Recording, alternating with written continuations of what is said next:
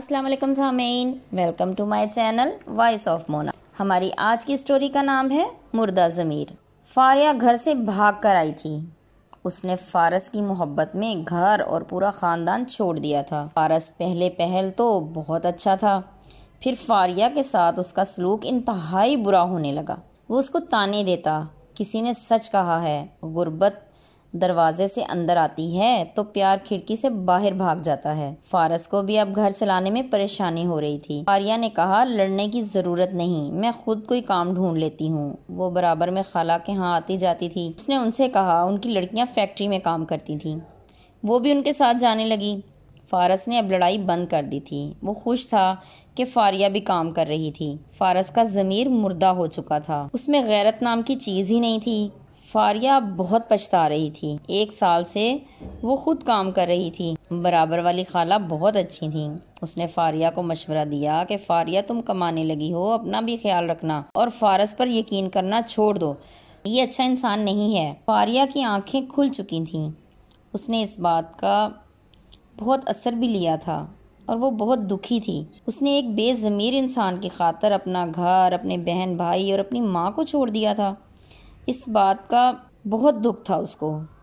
دل کرتا تھا کہ وہ اپنی ماں کو ملے، لیکن شرمندگی کے مارے نہیں جا پا رہی تھی۔ وہ ایک ہی شہر میں رہ رہے تھے۔ فاریہ کی طبیعت اچانک خراب ہو گئی۔ اسے بہت سخت بخار تھا۔ فارس کو اس کی پرواہ بھی نہیں تھی۔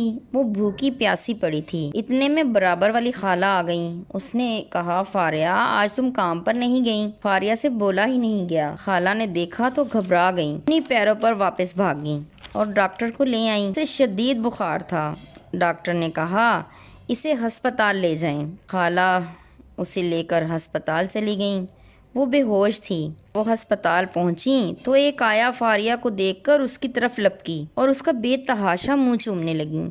کیا ہوا میری جان کو، میری بچی کو؟ خالہ نے کہا، بخار ہے۔ لیکن تم کون ہو؟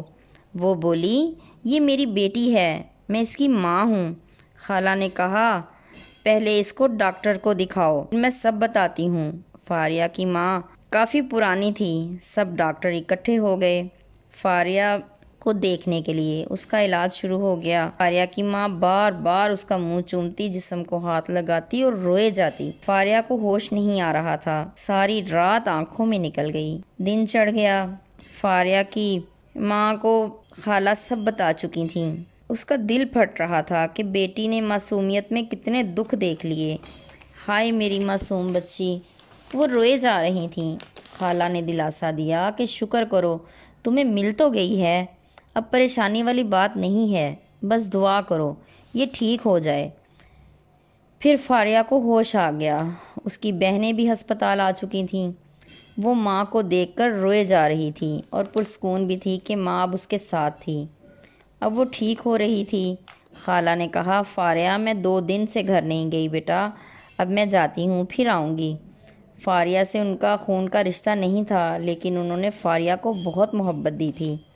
اس نے بھیگی آنکھوں سے خالہ کا شکریہ ادا کیا۔ اس کی ماں نے بھی شکریہ ادا کیا۔ خالہ نے کہا، فاریہ، اب سب بھول جاؤ، ایک ڈرونا خواب سمجھ کے، اور فارس ایک مردہ ضمیر انسان ہے، اس کو بھی بھول جاؤ۔ فاریہ نے کہا، جی خالہ، میں نے سب بھلا دیا اور میں خوش ہوں، مجھے اپنے کیے کا دکھ ہے۔ ماں نے کہا، میری جان بھول جا، شکر ہے تو مجھے واپس مل گئی، دفع کرو، بھول جاؤ سب کچھ۔ ماں بیٹی دونوں اور اس کی بہنیں بھی خوش تھیں۔ فاریہ کا بخار اتر گیا تھا، لیکن کمزور بہت ہو چکی تھی۔ ماں کی توجہ سے جلدی ہی ٹھیک ہو رہی تھی۔ جیتے رہیے، خوش رہیے۔ ملتے ہیں اگلی کہانی کے ساتھ۔